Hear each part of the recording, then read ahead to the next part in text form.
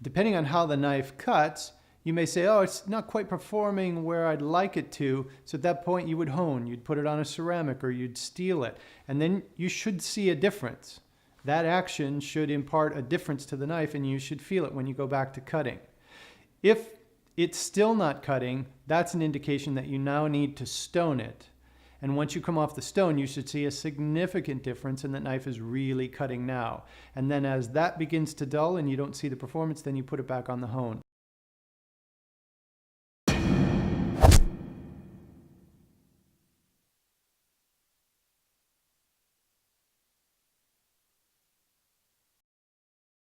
Okay, so you've honed your knife and the edge still hasn't come back yet. The knife is still very dull. So now it's time to hit the sharpening stone.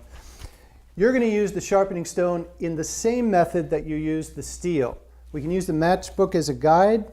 We still want to hit that 15-degree angle mark, and we're going to need a little bit of water on our stone. Now this particular stone doesn't require pre-soaking. It's not going to use a lot of water, so I can just put a little bit of water on the surface. Now I'm right-handed, so I'm going to hold the knife in my right hand and then spread my left hand over the blade for nice even pressure. Now you can move this blade straight back and forth like this on both sides, or you can make a sweeping arcing motion across the stone and then flip to the other side. And this first stone, the job of this first stone is to create two surfaces that come together. So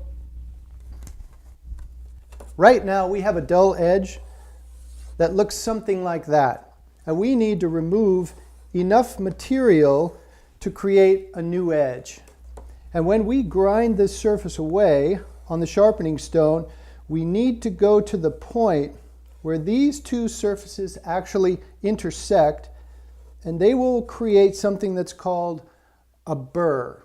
If I wipe off the grit and pull my finger along this way, I can actually feel the wire edge on this side. And that's the indication that it's time to go to the next stone. This is a combination stone, so we have a much finer grit on this side. I'll put a little bit of water on the stone, wipe the grit off from the previous stone, same approach. And I'm just polishing those two surfaces that I created. And then I'm going to switch from side to side, and my pressure is going to lighten for the last few strokes. Wipe the moisture and the grit off, and if I was successful, I should be able to slice that paper easily. So you can see that it takes just a few minutes, and you can incorporate this into your cooking. If you were to steel your knife and it didn't come back, you can stop cooking for just a couple of minutes, break your stone out, hit the coarse side a couple of times, find the wire edge, flip it to the fine side, a couple of strokes, 10 strokes on either side, and you're back to easily cutting tomatoes, piercing the skin without any trouble.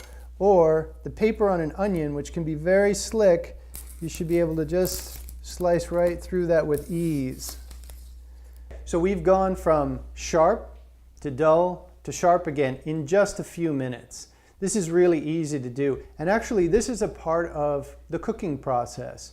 There will be times when you're using your knives and you'll realize, gee, it's not cutting the way I want it to. And you go to your sharpening hone and hone it a few times, steel your knife a few times, and see if it brings the edge back. If it doesn't, if you go back to cutting and it doesn't quite come back to where you want it to be, then it's time to break up the stone. It just takes a few minutes. That took maybe 5 minutes to take a knife that was completely dull to being sharp enough to cut paper, cut tomatoes, and cut onions.